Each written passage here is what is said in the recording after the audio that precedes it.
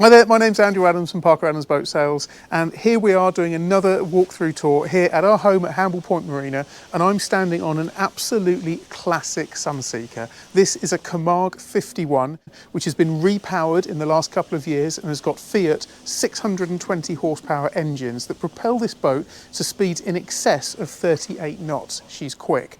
This is the sort of boat that would have adorned a young boy's poster bedrooms in the 90s. I don't know what to say because actually I'm talking about myself there.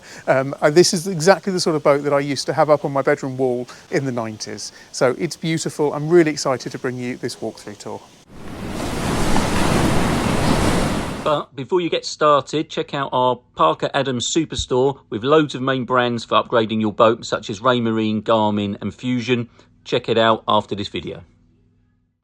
So I've talked about the Sunseeker Camargue 51 as being an absolute classic, and the lines of this boat, as you can see, really show that. This boat is presented in really beautiful condition. Hopefully it comes across on camera, but the depth of the shine on the hull here really is fantastic. Now, bearing in mind that it's the beginning of November and it's the sort of time of year that most boats are starting to go a bit green and a bit mucky, this boat really is absolutely pristine. The lines on this are so fantastic. I think it was the Sunseeker Renegade 60 that also had these big scoop cutouts of this time, and this boat really does look like an incredibly stylish 90s icon. The walkways on this boat are really big and chunky, so you've got plenty of space down there to walk down. The space on the top is also absolutely huge. Now, these boats really were aimed at Mediterranean cruising. The idea is that you would have bikini-clad models draped all over the boats and flying around the French Riviera. And so you've got a huge space on the front here to have sunpad cushions. Up at the bow, you've of course got an electric anchor windlass. It's not a stainless steel anchor, something that might be quite nice for a new owner to add onto there, but it's a big chunky delta anchor to keep this boat secure in those stylish anchorages. The hull on this boat is presented really nicely. It's a blue hull, and you can see it's polished really nicely, and that is obviously part of the annual maintenance that the owner's done on this boat, just to keep the boat in real tip-top condition. As we look back, one of the things that I used to love about the Sunseekers of this age are these little wings that used to scoop up from the side of the radar arch, and this boat's got those. So they're really cool, like you'd basically want to start taking off on the boat. And to be honest, if you're travelling on at 38 knots on this boat, I think it would feel like it was about to take off. But one of the things about the Sunseekers of this generation is the quality of the hull is exceptional. Very soft riding hull, cuts through the waves, absolutely beautiful. And it's no surprise that the owner who's selling this boat has bought another Sunseeker to replace it. So let's talk about the upgrades this boat's got. So the big thing, of course, is the engines. So this boat is fitted with these twin Fiat engines, Fiat powertrain, FTP 620, 620 horsepower. They've done 540 hours, get that round the right way, 540 hours, and they're only fitted a couple of years ago. This boat has previously been used as a charter boat out of pool, so if you recognise this or have done any charters on it, then it is the same boat, Equilibrium. Very distinctive because of these Union Jacks over the side, but of course because the engines have been changed, you've got a really nice low hour engine boat that performs incredibly well. The bathing platform has been set to synthetic teak, so you've got a really nice light synthetic teak that's been applied onto the back here. And under here is a tender garage. I can lift it up, so if I can find the right button. So if we lift up the switch panels, which I'll show you when you come on board the boat, but if you just press this up here, you'll see the tender garage lifts up, and it's a really big tender garage on there. It's perfect to have a really big chunky jet ski, or you'd get a really big Williams rib in there, something like that. You can see there's just a little Avon tender in there at the moment. There's also a winch system in there, so the tender can be pulled in and out on this train system here with the wheels to make it as easy as possible to come in and out. So that's access to the garage. And of course, because you've got the garage, you have this brilliant sunpad area on the top. I'm going to put the garage down now and demonstrate the sunpad. Like most hydraulics, it goes down slightly quicker than it goes up. that's it, back into the position there. So sunpad wise, as I mentioned, these boats were all about cruising around the Med, looking amazing in the bays, and this sunpad would fit easily 3 people across here. It's a really good size. All of the upholstery on the cockpit here has been reupholstered in recent years, and this has got a Silvertex upholstery. I'm not sure the colour, but it's a kind of beige, slightly beige colour, and it really looks great against the white. And whilst talking about the white gel on this boat really is exceptional. I've noticed on recent years that the Sunseekers of this age do seem to suffer slightly less from yellowing than some of the other manufacturers, so you end up with a really fresh looking boat. And of course with the synthetic teak and then that upholstery, it really sets everything off. So if you step on board, let's have a look around the rest of the cockpit space. So the cockpit is dominated by seating. So you've got this really big horseshoe seating effect here. Now this boat would comfortably have, I would say, 12 people in this cockpit space. You'd happily have 6 to 8 people sitting around this area. You've got another seater at the top with another 3 or 4 people at the top. And then of course, that lovely sunpad or picnic area at the back. This table here, it's a high-low table, so the table can drop down to have another sunpad area dropped into there. And then you've got a bar area on this side where you've got hot and cold running water in here, and then you've also got a top access refrigerator which is in there, which I really like the top access because it means you've got easy access to grab your bottles and beers out of it. And of course, no boat is complete of this ilk without an ice maker. So you've got an ice maker, which is one of my favourite gadgets on board a boat. I still don't know how on earth they can make ice in about 15 minutes, but that's an ice maker which is here in the cockpit space. Access to the engines is just down here, so you've got, for just routine checking over the engines, underneath this hatch, the engines are just nestled down here. So you've got the twin Fiat 620 horsepower engines just down there, but of course if you need to get access to do any major mechanical work, then access just through the garage by lifting the garage tray out gives you access to the rest of the engines. I'll just pop that back down there. So, really good head height as well. Now this boat is not a hardtop boat, as you can see it does have covers.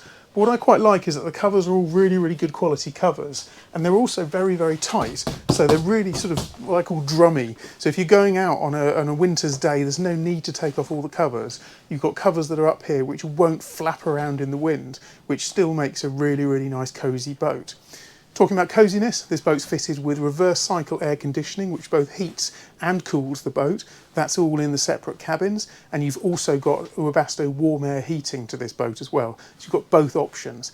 As the temperature drops in the winter, you quite often find reverse cycle air conditioning doesn't handle quite so well with the cold water temperatures, which is where the warm air heating, which is diesel fired, really comes into its own.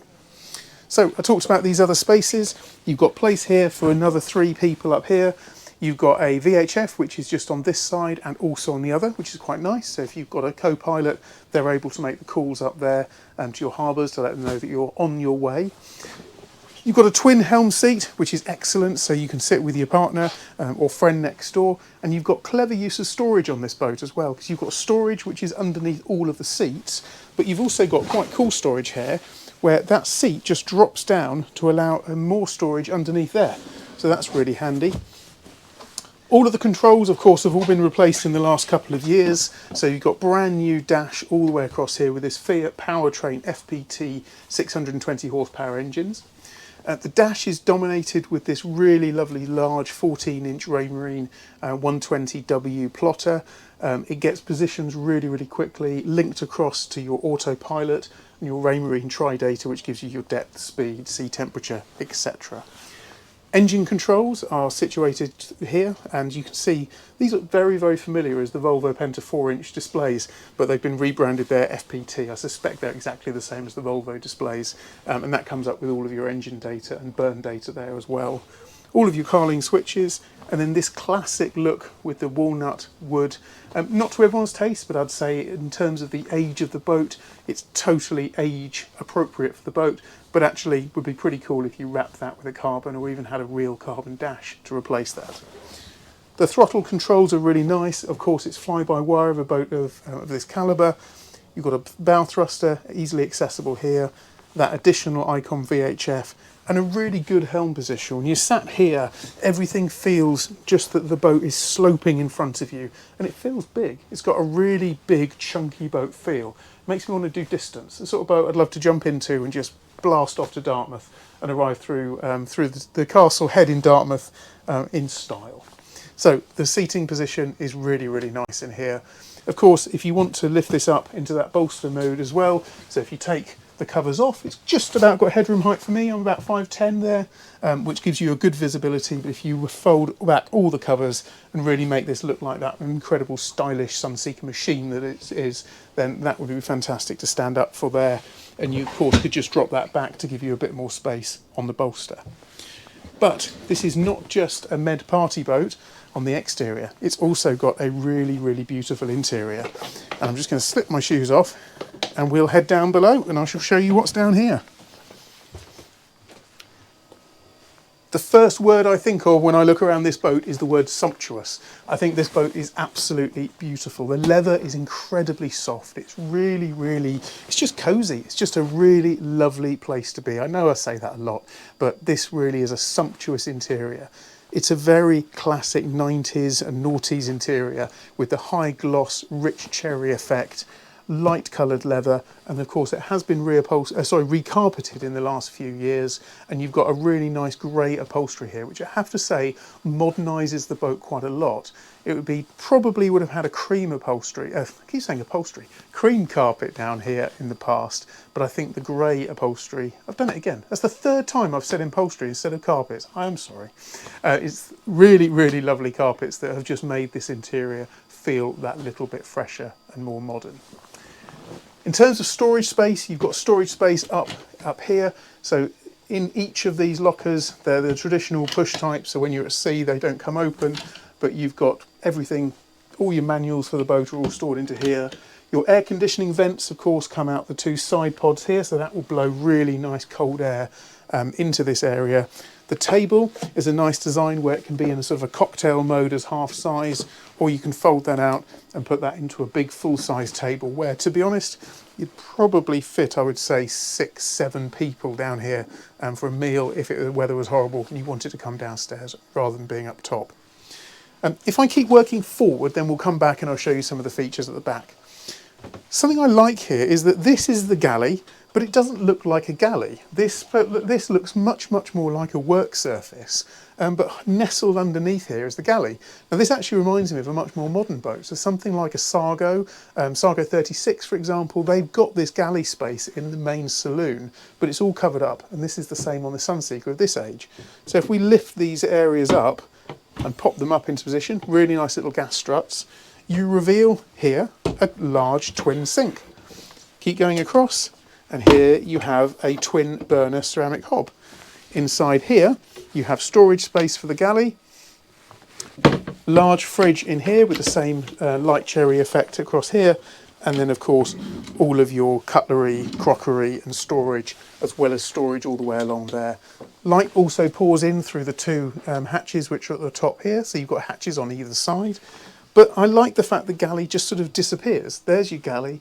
But this is not a boat that's really focused on the galley. This is a boat which is focused on enjoying your time on the water, and I think eating and feasting on board is probably a bit second to enjoying yourself and having a few drinks. So let's carry on into the master cabin. So this is the master cabin. It's set up slightly differently than you might imagine. So this master cabin is currently set up really as a double, but it's really with two singles here. So I would say for a couple, I mean, it's quite nice because you've got your own space. So you could sleep like this. So you're sort of together with your partner, and then your legs are stretched out either side. Or I think there would be an option by someone clever, probably a carpenter, would be able to put some form of infill in here, which would create a really, really large double space in here. Normally these boats come with two options. You either have these twins at the front or a large master bed. I think you could get the best of both worlds by putting an infill cushion into here, but at the moment it's set up as a twin in here. You've got a large window at the top here, which is obviously access to get out as well. And then you can see that the new carpeting has been fitted throughout here, and the air conditioning is also present in this cabin, as is the warm air heating. If I just grab the camera a little bit, it's just easier to show in here. The ensuite is there with a blue worktop. It's very functional in here. It's very white, but it's everything that you need for an ensuite. Reading lamps, and of course all of these really, really nice cupboards all the way around. There's also a big mirror there and plenty of space. You can see it's a big spacious room, which of course is not that surprising given the fact it's a 51-foot Sunseeker Camargue. Now at the back you've got two cabins. Now these are two single cabins, so as I come down into here I need to bend down ever so slightly, and then I've got these two beds on either side. Again, you've got air conditioning in both of the cabins, so two single beds, and it's exactly the same on the other side.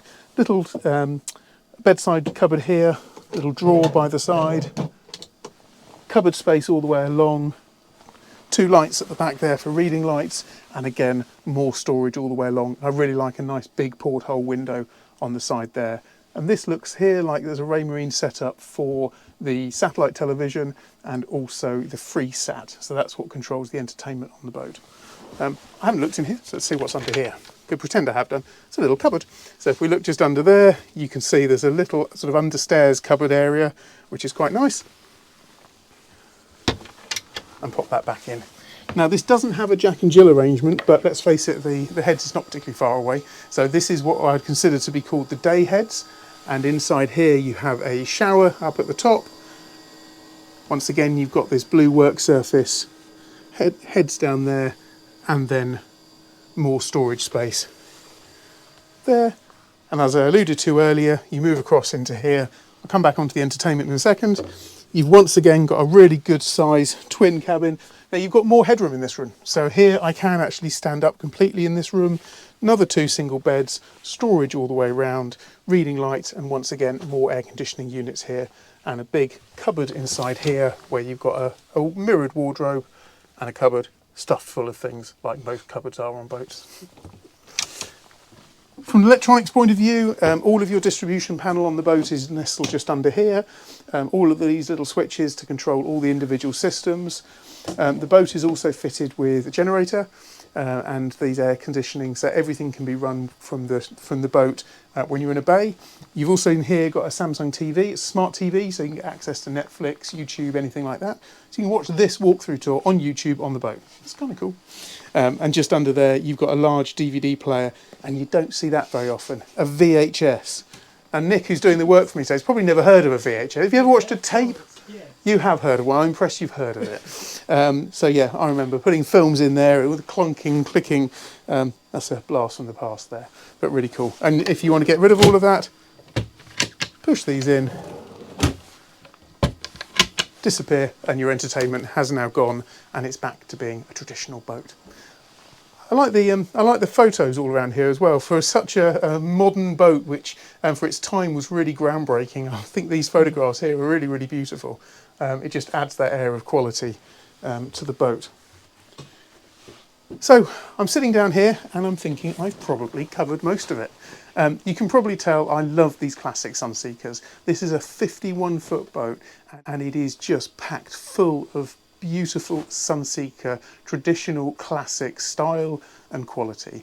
51 feet, but will blast through the water and make this boat look and feel even bigger because you've got this really big size cockpit. Perfect for the med, but also perfect for those lovely summer days here on the Solent. Remember, one of the greatest things as well about this boat is the repowered engines. So you're getting yourself 2-year-old engines with just over 500 hours run on them. So I would urge you to come and have a look at this boat. I think it's exceptional on the market, represents fantastic value for money. If you're thinking you're getting a 50+ foot powerboat for around the £200,000 mark, that does really, really show good value for money. So thanks as always for watching. If you haven't already and you've got this far, you must have liked something. So like, subscribe to the channel, and we look forward to bringing you more of these videos very, very soon. Thanks for your time.